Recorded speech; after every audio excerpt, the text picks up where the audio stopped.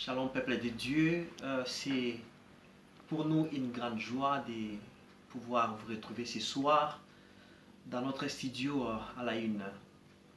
Je vous remercie et aussi je vous souhaite une excellente soirée, que le Seigneur vous bénisse et que la paix de notre Dieu soit sur vous. Nous allons ce soir pouvoir traiter d'un sujet très délicat. Il s'agit en fait du mariage. Vous savez tous très bien que le mariage, c'est la plus vieille de toutes les institutions qui existent dans ce monde. Ce soir, je vais recevoir l'homme de Dieu. Et nous allons pouvoir parler sur le mariage, et c'est un peu d'apporter certaines lumières, essayer d'apporter certaines aides qui pourra aider les enfants de Dieu à travers le monde. S'il y a une chose que les diables combattent beaucoup dans ce monde, c'est bel et bien le mariage. Sans plus tarder, je m'avais salué l'homme de Dieu. Bonsoir, serviteur du Très-Haut. Bonsoir, papa. C'est une fierté pour nous de vous avoir parmi nous ce soir. Merci beaucoup. Et je vous remercie d'être notre invité spécial de ce soir. Homme de Dieu, pourriez-vous dire un petit saluer les enfants de Dieu qui sont en train de nous écouter à travers le monde? Oui, nous saluons tout le monde qui est en train de nous suivre en ce moment. Nous savons qu'à la une est suivi partout dans le monde. Que Dieu vous bénisse. Vous avez bien reçu les salutations de l'homme de Dieu. Merci, c'est bien parti. Nous allons pouvoir, comme je l'ai dit, nous allons parler sur le mariage. Aujourd'hui, nous pouvons constater que le mariage, c'est le point. C'est vraiment un point qui est beaucoup menacé par les diables à travers le monde. Les couples qui sont en Australie, en France, au Congo, en Afrique du Sud, partout dans le monde, vous allez constater que le mariage est très combattu. Avant de poser certaines questions à l'homme de Dieu, je m'en vais d'abord lui demander de pouvoir nous parler un peu sur le mariage avant de diguer, avant d'entrer dans plus de détails sur ce point. Homme de Dieu, qu'entendez-vous par le mariage? Ces mots-là, mariage. Et comment est-ce que vous définissez ça? Bon, à mon entendement, le mariage, c'est prendre une chose, une personne, on met ensemble. C'est ça qu'on appelle marier. Donc, on met des choses ensemble. Mais dans notre cas ici, si nous sommes dans, pas dans la science, mais dans la société, quand les gens se marient, donc on voit l'homme et la femme être unis. Mais sur le plan spirituel, nous savons que le mariage, c'est une institution divine. Donc, que Dieu a établi, que l'homme et la femme puissent être ensemble. Très bien, parti. Donc, comme l'a dit l'homme de Dieu, c'est une institution que Dieu a établie pour que deux personnes soient ensemble. Il a dit, homme de Dieu, vous avez dit que c'est donc la fusion de deux personnes qui viennent de différentes familles, différents comportements, mais qui doivent accepter de rester ensemble malgré leur comportement. Alors, quel conseil donneriez-vous aux hommes? Parce que le mariage étant une fusion, on sous-entend que la femme a un certain comportement et l'homme a son comportement. Que doit faire l'homme pour pouvoir un peu harmoniser ces deux comportements? Vraiment, ça c'est une très bonne question. Oui. Mais je pense que le mariage, même dans l'idée de Dieu, commence même au niveau de fiançailles. Dans l'idée de Dieu, vous allez voir Joseph et Marie, Dieu les a appelés, ils étaient encore des fiancés, Mais il y avait un terme là de son mari. Donc, quelque part là, on comprend que donc, quand on est fiancé, dans l'idée de Dieu, Dieu vous voit déjà, vous allez pour le mariage, il vous considère pour le marié. Donc, c'est à vous-même de casser cette alliance-là. Je voulais juste expliciter quelque chose. Donc, quand on est dans le fiançailles, c'est alors le moment où il faut mettre beaucoup de bases d'harmonisation de comportement entre mari et homme, donc entre les deux fiancés. Donc, si nous voyons que la période de fiançailles, c'est une période, il faut commencer à faire beaucoup d'éloges, des histoires comme ça. C'est pour cela que les gens, ils ont d'autres facettes pendant qu'ils sont maintenant mariés dans le mariage. Quand je parle de mariage, maintenant je vois, vous êtes ensemble, après la bénédiction nuptiale, vous restez ensemble avec la femme. C'est alors qu'il y a maintenant des bagarres et des confusions. Mais pendant les fiançailles, si vous commencez à vous connaître, à vous donner des conseils, à chercher à vous harmoniser, vous allez voir que quand vous serez mariés officiellement, il n'y aura pas beaucoup de lacunes. Là, je vous remercie, homme de Dieu. Comme je l'avais dit, nous allons parler sur le mariage. C'est un sujet très profond.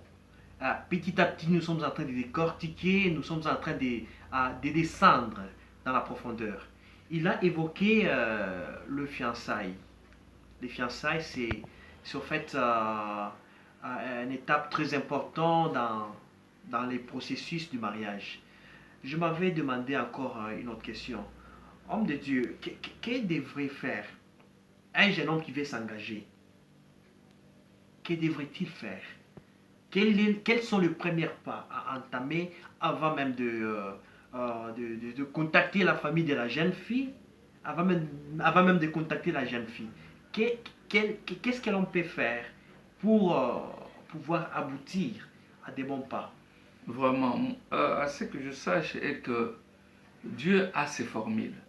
Mais d'une manière générale, en tant que chrétien, quand vous voulez vous approcher d'une femme, vous devez prier. La prière est une base. La prière peut vous donner une orientation. Parce que quand nous sommes devant Dieu, Dieu va nous orienter. Nous avions vu Abraham, quand il avait envoyé son serviteur pour aller chercher la femme pour son fils. Le serviteur, là, quand il est parti, il a dit que Dieu puisse m'aider à tomber sur une bonne femme. Donc, la prière, c'est une bonne chose. Qu'est-ce que vous dites aux gens? Parce qu'il y a certaines personnes qui s'effuient aux apparences. C'est juste, une fois ils contemplent la jeune fille, sans même prier directement, il va entamer ce processus. D'abord, il faut prier, parce que la prière, c'est une base, comme je l'ai dit là. Quand on prie, et puis on a quand même des points qu'on peut aimer une femme.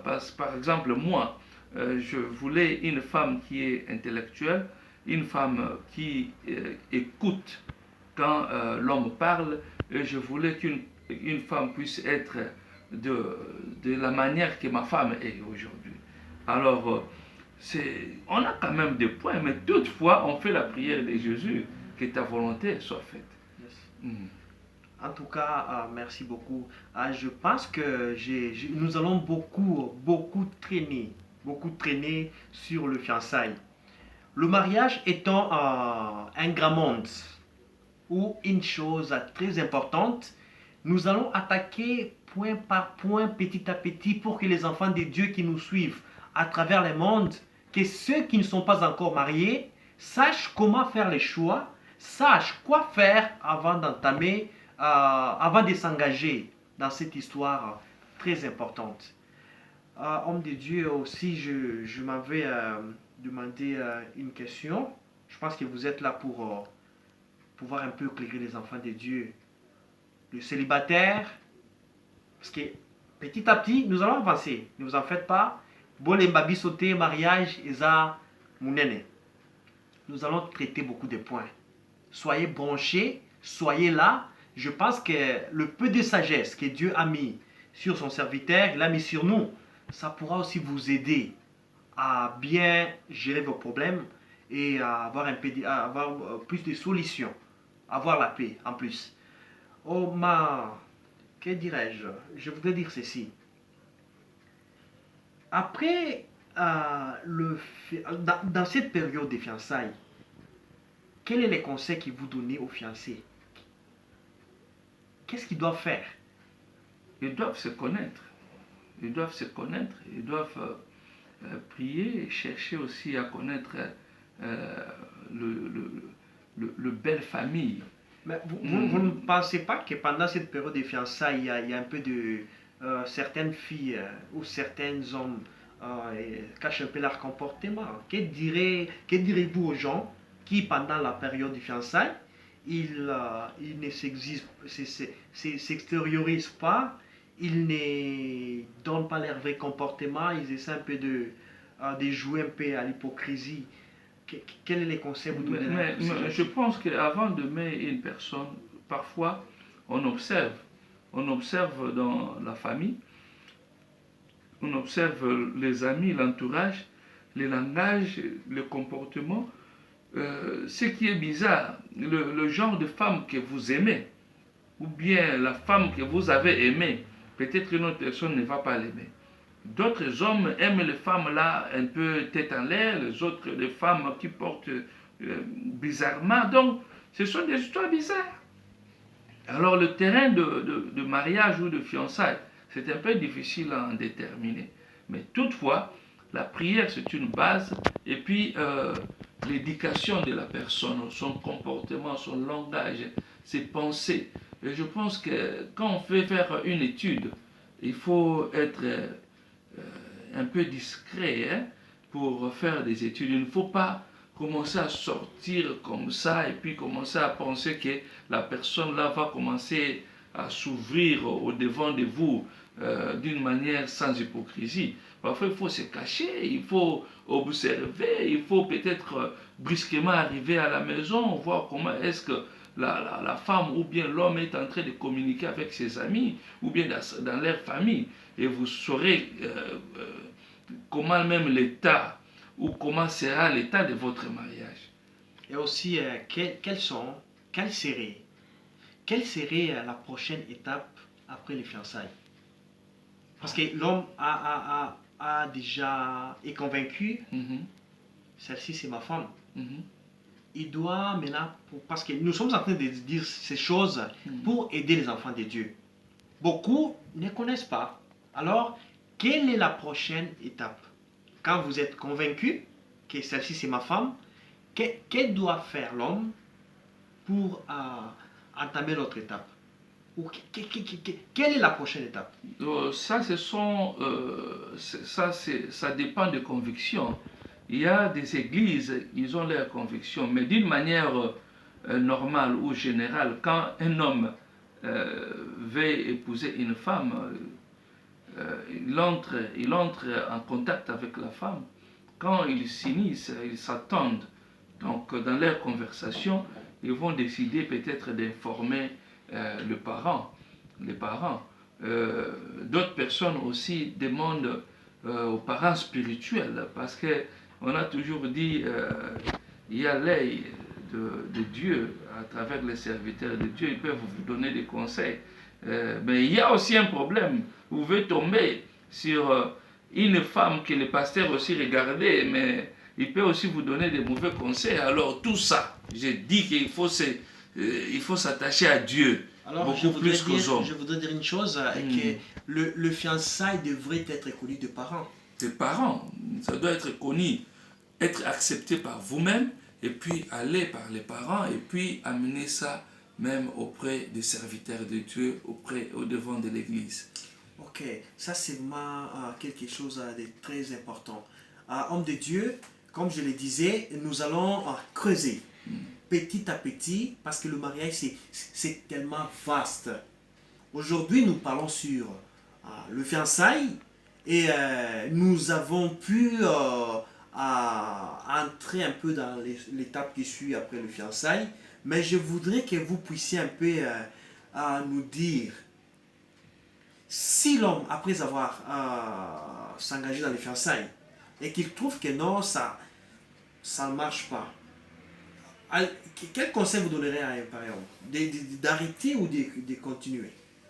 Ben, il faut savoir pourquoi ça ne marche pas. Parfois, c'est l'homme qui a un comportement bizarre, nous ne savons pas. Donc, c'est pour cela, il faut toujours avoir la sagesse, comme j'ai dit, des hommes de Dieu, de gens expérimentés. Vous pouvez avoir aussi l'idée d'avoir un parrain, un conseiller, un encadré. Il va commencer à vous dire beaucoup de choses. Mais s'il y a la têtitesse, l'impolitesse, de mauvais comportements, bon, si ça ne tient pas, vous cassez, vous cassez. Alors, vous avez bien suivi, chers auditeurs, chers peuple de Dieu. Nous parlions sur le mariage. Comme je l'ai dit dans mon émission au début là, le mariage, c'est tellement vaste. Nous sommes en train d'y pénétrer petit à petit, petit à petit. Il y a beaucoup de points. Il y a beaucoup de points sur lesquels nous allons pouvoir parler avec l'homme de Dieu. Ce soir, nous avions parlé juste sur le fiançailles. L'homme de Dieu a martelé sur le fiançailles. Dans notre prochaine émission, nous allons parler sur le mariage proprement dit et aussi essayer d'entrer dans la profondeur de certaines choses qui vous aidera à pouvoir faire un bon pas avec notre Dieu. Alors, je m'en vais vous demander quels sont les conseils en général que vous donnez aux enfants de Dieu alors que notre émission est en train de se diriger vers la fin. Donc, que nous, en tant qu'enfants de Dieu, nous devons nous atteler dans les Écritures. Nous devons être unis, lire beaucoup la parole de Dieu et chercher à se faire comprendre. Parce que pendant le fiançailles ou bien dans le mariage, une personne doit être humble et comprendre toutes choses. C'est ce que je peux dire d'une manière générale. En tout cas, cher homme de Dieu, je vous remercie. Et je vous remercie aussi, cher peuple de Dieu, vous qui nous suivez à travers le monde. Que Dieu vous bénisse. Soyez toujours branchés à notre émission. Prochainement, nous allons traiter sur d'autres points que vous allez beaucoup aimer, que vous allez beaucoup apprécier.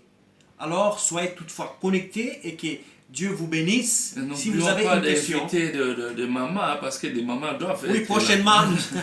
Merci pour le rappel. Nous allons inviter les mamans pour que la chose soit soutenue, pour que ce soit ensemble, que ce soit général. En tout cas, je vous remercie. Que la paix de Dieu soit sur vous.